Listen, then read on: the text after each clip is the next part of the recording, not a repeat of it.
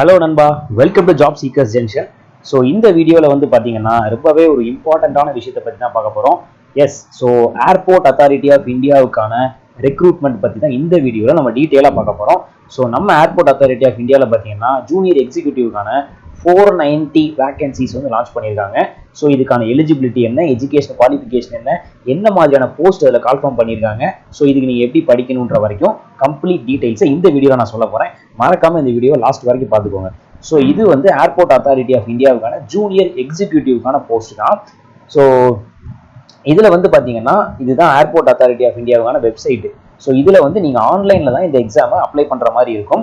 என்னென்ன போஸ்ட் என்னென்ன வேகன்சிஸ் வந்து அவங்க சொல்லியிருக்காங்க அப்படின்னு பார்த்தீங்கன்னா ஜூனியர் எக்ஸிக்யூட்டிவ் ஆர்கிடெக்சருக்கானது, civil engineering, electrical engineering, electronics department, information technology அதாவது ஐடி. ஸோ இந்த டிபார்ட்மெண்ட் எல்லாமே ஜூனியர் எக்ஸிக்யூட்டிவ் அப்படின்ற போஸ்ட்டுக்கு தான் அவங்க வந்து கால்ஃபார்ம் பண்ணியிருக்காங்க. ஸோ இதில் டோட்டல் வேகன்சிஸ் பார்த்தீங்கன்னா 490 வேகன்சிஸ் கொடுத்துருக்காங்க. அதாவது இந்த 5 டிபார்ட்மெண்ட் இருக்கு இல்லையா, இந்த 5 டிபார்ட்மெண்ட்டையும் சேர்த்து மொத்தமாக 490 வேகன்சிஸ் கால்ஃபார்ம் பண்ணியிருக்காங்க. ஸோ அதில் வந்து பார்த்தீங்கன்னா கேட்டகரி வைஸ் வந்து உங்களுக்கு vacancy distribution, general category, EWS, OBC, நான் கிரீமி லேயர், எஸ்சி கேட்டகரிக்கு எவ்வளோ, எஸ்டி கேட்டகரிக்கு எவ்வளோன்னு கம்ப்ளீட்டாக பிரித்து கொடுத்துருக்காங்க. ஸோ நீங்கள் எந்த கேட்டகரியில் வரீங்க, என்ன டிகிரி முடிச்சிருக்கீங்க அப்படின்றத கம்ப்ளீட்டாக செக் பண்ணிட்டு ஸோ அந்த வேகன்சி எவ்வளோ இருக்குன்றதை நீங்கள் பார்த்துக்கோங்க. ஓகேங்களா? இப்போ ஜூனியர் எக்ஸிக்யூட்டிவ்ல டோட்டலாக 3 வேகன்சி கொடுத்துருக்காங்க. ஸோ அந்த 3மே பார்த்தீங்கன்னா ஜென்ரல் கேட்டகரியில் தான் இருக்குது. ஸோ அப்போ மித்த எல்லாமே ஜீரோவில் இருக்கே, நான் அப்ளை பண்ண முடியுமா, நான் ஆர்கிடெக்சர் தான் முடிச்சிருக்கேன் அப்படின்னு நீங்கள் நினச்சிங்கன்னா கண்டிப்பாக நீங்கள் இப்போ ஓபிசி கேட்டகரியில் வர்றீங்கன்னா நீங்கள் யூஆரில் அப்ளை பண்ணி எழுதலாம். ஏன்னா யூஆர்ங்கிறது ஜென்ரல் கேட்டகரி, யாரு வேணால் எழுதக்கூடிய விஷயம்.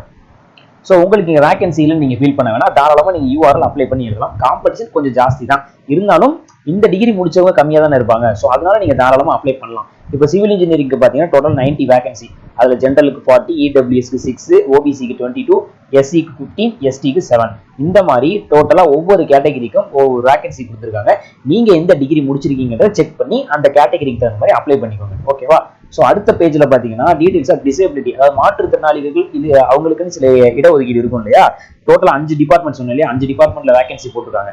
ஸோ அந்த 5 டிபார்ட்மெண்ட்லையும் எந்தெந்த கேட்டகரியில் யார் யார் எலிஜிபிலிட்டி அப்படின்றத சொல்றாங்க. இப்போ டீன் பார்த்தீங்கன்னா டெஃப், ஹெச்ஹெச்னு பார்த்தீங்கன்னா ஹார்ட் ஆஃப் ஹியரிங், அதாவது காதில் கேட்கறது சில பேருக்கு குறைபாடு இருக்கும் அவங்களுக்கு. அதே மாதிரி விஎல்னு பார்த்தீங்கன்னா விஷுவலி இம்பேர்டு, லோ விஷன். இந்த மாதிரி கேட்டகரியில யார் யார் வருவாங்க, எந்தெந்த டிபார்ட்மெண்ட்டுக்கு அவங்க அப்ளை பண்ணலாம் எலிஜிபிலிட்டி அப்படின்றத கொடுத்துருக்காங்க. ஸோ நீங்க டிசபிலிட்டி கேட்டகரியில் அப்ளை பண்றீங்கன்னா உங்களுக்கான, நீங்க பிளைண்ட் கேட்டகரியில வரீங்களா இல்ல லோ விஷன்ல வரீங்களா, உங்களுக்கான டிசபிலிட்டி என்னவோ அதை மென்ஷன் பண்ணி அந்த டிபார்ட்மெண்ட்ல நீங்க அப்ளை பண்ணிக்கலாம். ஓகேங்களா? ஸோ இப்போ இந்த வேகன்சிஸ் கொடுத்துருக்கிறது வந்து டென்டேட்டிவ் தான், அது மேபி இன்க்ரீஸும் ஆகலாம் டிக்ரீஸும் ஆகலாம் அப்படின்றத சொல்லியிருக்காங்க. ஸோ இதெல்லாம் வந்து ஜென்ரல் நோட்டு தான். என்ன நோட் கொடுத்துருக்காங்கன்னா ஒன்றும் இல்லை, இப்போ நீங்கள் எஸ்சி எஸ்டி கேட்டகரியில் அப்ளை பண்ணுறீங்க அப்படின்னா உங்களுக்கான கேஸ்ட் சர்டிஃபிகேட் நீங்கள் சப்மிட் பண்ணணும். சும்மா நீங்கள் அப்ளை பண்ணிட்டு கட் ஆஃப் கம்மியாக இருக்கும் அந்த மாதிரி நீங்கள் எழுத முடியாது. ஸோ அதுக்கான சர்டிஃபிகேட் நீங்கள் ப்ரொவைட் பண்ணுற மாதிரி இருக்கும். நீங்கள் ஓபிசி கேட்டகரியில் கிரீமி லேயரில் வர்றீங்கன்னா அன்ரிசர்வ்டு கேட்டகரியில் தான் வருவீங்க, அதாவது ஜென்ரல் கேட்டகரியில் தான் உங்களை கன்சிடர் பண்ணிப்பாங்க. ஓபிசியில் நான் கிரீமியில் வர்றீங்க அப்படின்னா மட்டும்தான் உங்களை ஓபிசின்னு கன்சிடர் பண்ணிப்பாங்க. அதுக்கான சர்டிஃபிகேட்டையும் நீங்க ப்ரொவைட் பண்ற மாதிரி இருக்கும். ஸோ இது மாதிரியான, அதே மாதிரி அடுத்து இடபிள்யூஎஸ் கேட்டகரி கொடுத்துருக்காங்க. இது மாதிரியான ஜென்ரல் நோட் இன்ஸ்ட்ரக்ஷன் இந்த பேஜில் கொடுத்துருக்காங்க. ஸோ இப்போ அடுத்து பார்த்தோம்னா ரொம்பவே முக்கியமான விஷயம் எஜுகேஷன் குவாலிஃபிகேஷன். நம்ம மேலே பார்த்த டிகிரி எல்லாத்துக்குமே என்னென்ன எஜுகேஷன் குவாலிஃபிகேஷன் தேவை அப்படின்றத சொல்லியிருக்காங்க.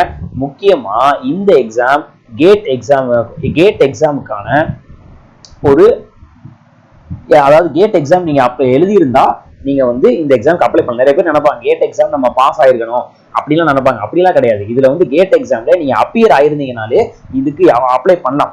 பட் உங்களுக்கான மெரிட் லிஸ்ட் எப்படி ப்ரிப்பேர் பண்ணுவாங்கன்னா கேட்ல நீங்க வாங்கியிருக்கிற மார்க்கை பொறுத்து, அதாவது நீங்க ஹையஸ்ட் மார்க் வாங்கியிருக்கவங்கல இருந்து லோவஸ்ட் மார்க் வாங்கியிருக்கிற வரைக்கும் அந்த டிக்ரீசிங் ஆர்டர்ல அப்படியே தான் உங்களுக்கு மெரிட் லிஸ்ட் ப்ரிப்பேர் பண்ணுவாங்க. அதாவது உங்களை செலக்ட் பண்ணுவாங்க. ஓகேங்களா? ஸோ இப்போ பாத்தீங்கன்னா ஜூனியர் எக்ஸிக்யூட்டிவ்ல ஆர்கிடெக்சருக்கு நீங்க பேச்சுலர்ஸ் டிகிரி ஆர்கிடெக்சர் முடிச்சிருக்கணும்.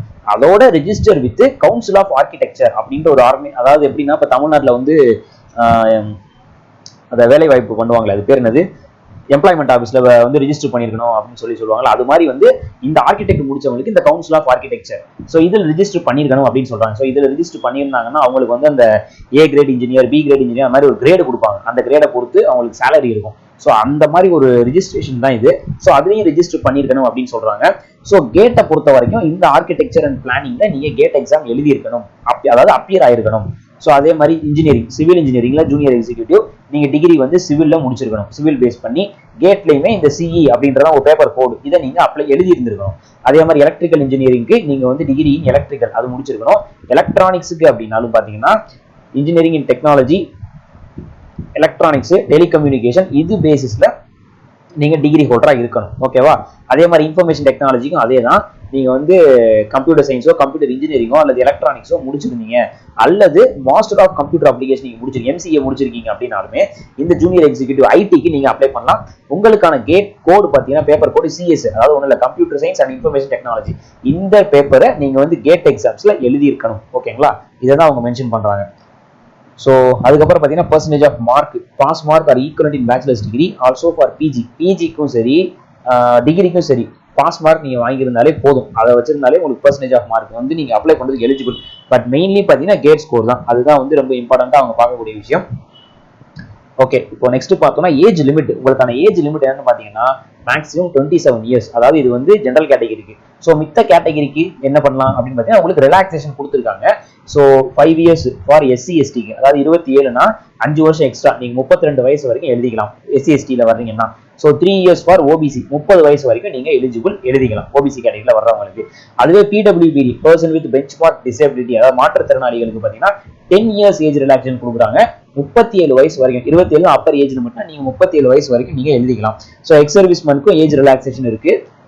Appar age limit for relaxed by maximum 10 years for candidates regular service of airport authority of India. Airport authority of இந்தியாவில் ரெகுலராக சர்வீஸ் பண்ணியிருக்கீங்க, ஒரு லோவர் கிரேட் போஸ்ட்ல நீங்க இருக்கீங்க அப்படின்னாலுமே மேக்ஸிமம் உங்களுக்கு 10 இயர்ஸ் வந்து உங்களுக்கு ரிலாக்ஸேஷன் கொடுக்குறாங்க. நீங்க தாராளமாக நீங்களும் இந்த எக்ஸாமுக்கு அப்ளை பண்ணலாம். ஓகே, நீங்க எந்த கேட்டகரியில் அப்ளை பண்ண போறீங்கன்றத செக் பண்ணிக்கோங்க. ஏஜ் லிமிட்ல இருக்கீங்களா அல்லது ரிலாக்ஸேஷன்ல வரீங்களான்றதையும் பார்த்து நீங்க அப்ளை பண்ணுங்க. ஓகே, ஸோ அடுத்து பாத்தீங்கன்னா டேட் ஆஃப் அப்ளிகேஷன் எப்போ ஓப்பன் ஆகுது, ஆன்லைன்ல எப்போ நீங்க அப்ளை பண்ணலாம் அப்படின்னா ஏப்ரல் மாதம் 2ஆம் தேதி, கமிங் ஏப்ரல் 2 தான் வந்து அப்ளிகேஷனே ஸ்டார்ட் ஆகுது. ஸோ அப்போ நீங்க அப்ளை பண்ணிக்கலாம். ஸோ உங்களுக்கான ஒரு ரிமைண்டர் வீடியோவோ அல்லது ஷார்ட்ஸோ அந்த டைம்ல நான் உங்களுக்கு ப்ரொவைட் பண்ணிடுறேன். ஓகேவா? So closing date of application எப்போன்னு பாத்தீங்கன்னா மே 1 மே தான் வந்து closing date of application. So இதை வந்து நீங்க எப்போ நீங்க அவைலபிலிட்டி அந்த லிங்க் எப்போ நீங்க எங்க பார்க்கலாம் அப்படின்னு பாத்தீங்கன்னா இந்த www.airportauthority-of-india AARO அப்படின்னு இருக்கு இல்லையா? ஸோ இதான் வெப்சைட். இதை நீங்க ரெகுலரா ஃபாலோ பண்ணிக்கோங்க. அதெல்லாம் ஒரு எல்லா டீடைல்ஸுமே அவங்க கான்டாக்ட் பண்ணுவாங்க, சொல்லுவாங்க, லிங்கையும் ப்ரொவைட் பண்ணுவாங்க. ஸோ இப்போ இந்த ஜாபுக்கான பே ஸ்கேல் எவ்வளோன்னு பாத்தீங்கன்னா E1 லெவல் 1க்கான சேலரி தான் உங்களுக்கு வந்து மினிமம் 40,000ல இருந்து மேக்ஸிமம் 1,40,000 வரைக்கும் சேலரி ப்ரொவைட் பண்ணுவாங்க. இது வந்து பாத்தீங்கன்னா பேசிக் பே தான். இது போக உங்களுக்கு எக்ஸ்ட்ரா அலவன்ஸ், பேசிக் பேயோட சேர்த்து ஹெச்ஆர்ஏ இது எல்லாமே ஆட் ஆன் ஆயிரும். ஓகேவா? ஸோ பேசிக்கே பார்த்தீங்கன்னா உங்களுக்கு 40,000 வரும். பெர்மனன்ட் ஜாப் தான், அதனால நீங்க தாராளமாக இந்த எக்ஸாமுக்கு அப்ளை பண்ணி எழுதிக்கலாம். பெர் ஆனம் மினிமம் பார்த்தீங்கன்னா நீங்க போஸ்டிங் வாங்கினதுக்கு அப்புறம் 13 lakh பெர் ஆனம் வந்து அப்ராக்சிமேட்டா அவங்களுக்கு வந்துடும் சேலரியா. ஸோ மினிமம் பார்த்தீங்கன்னா 13 lakh என்ன வரும், பெர் மந்த்துக்கு 1,20,000 அந்த ரேஞ்சில் வந்து உங்களுக்கு சேலரி தாராளமாக வந்துடும். அதனால தயவு செஞ்சு மறக்காம எலிஜிபிள் கேண்டிடேட்ஸ் அப்ளை பண்ணிடுங்க.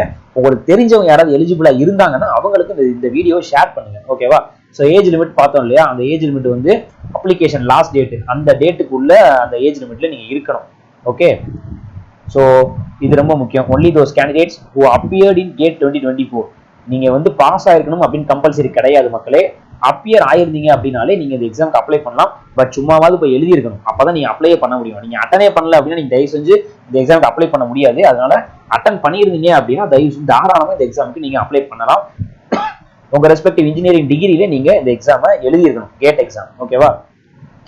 ஓகே, இப்போ அடுத்து பாத்தீங்க அப்படின்னா the score obtained in gate 2024 will be taken as first deciding factor merit. அதாவது உங்க லிஸ்ட்டை ப்ரிப்பேர் பண்றதுல first deciding factor GATE 2024 base பண்ணி தான் எடுப்பாங்க.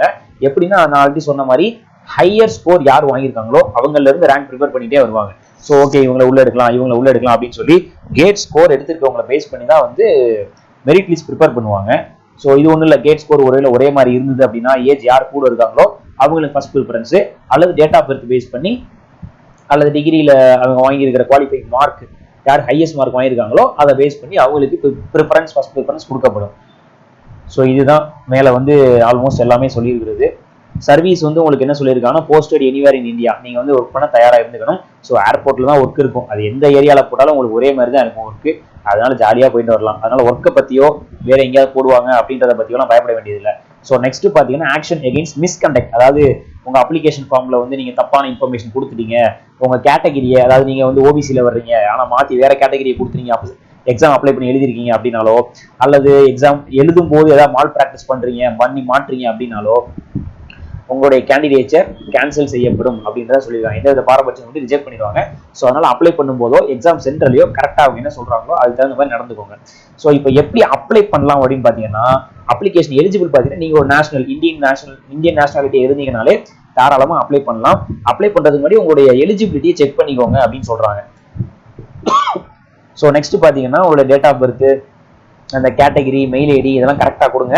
நீங்க இந்த எலிஜிபிலிட்டிக்குள்ள வர்றீங்களா டேட் ஆஃப் பர்த்ல அப்படின்றத செக் பண்ணிக்கோங்க.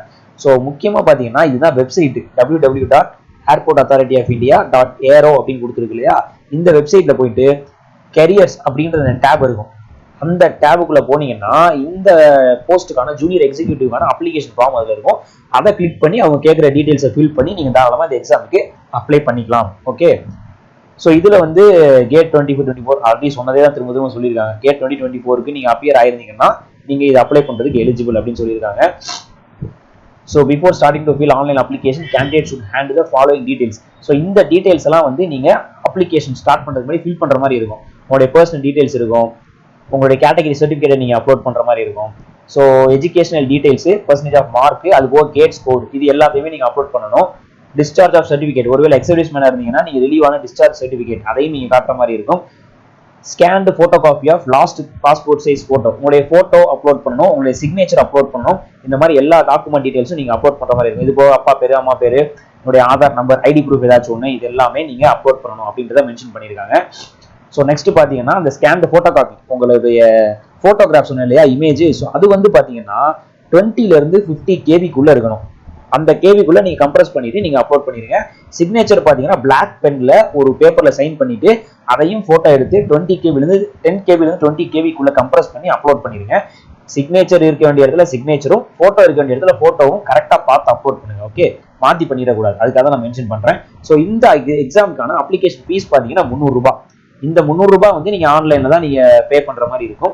இதுலயும் SC ST PWD கேண்டிடேட்ஸ், அப்ரண்டிஸா வந்து ஏர்போர்ட் அத்தாரிட்டியில வேலை பார்த்துருப்பாங்கல்ல, ஸோ அவங்களுக்கு, அது போக எல்லா ஃபீமேல் கேண்டிடேட்ஸுக்குமே ஃபீஸ் வந்து கிடையாது. Exempted from payment of fee, உங்களுக்குலாம் ஃபீஸ் கிடையாது, ஃப்ரீ தான். தாராளமா நீங்க வேஸ்ட் பண்ணாம யூட்டிலைஸ் பண்ணிக்கோங்க ஆப்பர்ச்சுனிட்டி. ஏன்னா ஃபீ வந்து கிடையாது. அது போக உங்களுக்கு வந்து சேலரி வந்து மினிமம் 1 lakh வந்து உங்களுக்கு தர்றான். அதனால தாராளமா இந்த ஆப்பர்ச்சுனிட்டி யூஸ் பண்ணிக்கோங்க. மறக்காம அப்ளை பண்ணிருங்க. ஃபீஸை வந்து யூபிஐல நீங்க பே பண்ணிக்கலாம். ஓகேவா, அதுக்கப்புறம் பாத்தீங்கன்னா ஜென்ரல் இன்ஸ்ட்ரக்ஷன் தான். No experience is essential. நீங்க வந்து இன்ஜினியரிங் முடிச்சிருக்கீங்க, வேற ஒர்க் பண்ணிருக்கீங்களா இல்லையா, அந்த மாதிரிலாம் கேட்கவே மாட்டாங்க. எக்ஸ்பீரியன்ஸ் இருந்தாலும் இல்லாவிட்டாலும் இந்த போஸ்ட்டுக்கு நீங்க அப்ளை பண்ணலாம். ஸோ அதுதான் வந்து இதுல குறிப்பிடத்தக்க ஒரு விஷயம். இது எல்லாமே ஜென்ரல் நோட்டு தான். ஸோ ஆல்மோஸ்ட் எல்லா டீட்டெயில்ஸுமே நான் சொல்லிட்டேன். இது போக இந்த பிடிஎஃபையும் நான் உங்களுக்கு பின் பண்ணி வைக்கிறேன் ஃபர்ஸ்ட் கமெண்ட்ல. மறக்காம உங்களுக்கு எக்ஸ்ட்ரா டீடைல்ஸ் வேணும், இல்லை இந்த நோட்டை பத்தி படிச்சுக்கணும், தெரிஞ்சுக்கணும் அப்படின்னு நினைச்சீங்கன்னா பாத்துக்கோங்க, யூட்டிலைஸ் பண்ணிக்கோங்க. ஸோ இது மாதிரியான ஜாப் அப்டேட்ஸ்க்கு மறக்காம நம்ம சேனலை சப்ஸ்கிரைப் பண்ணிக்கோங்க. தேங்க்யூ.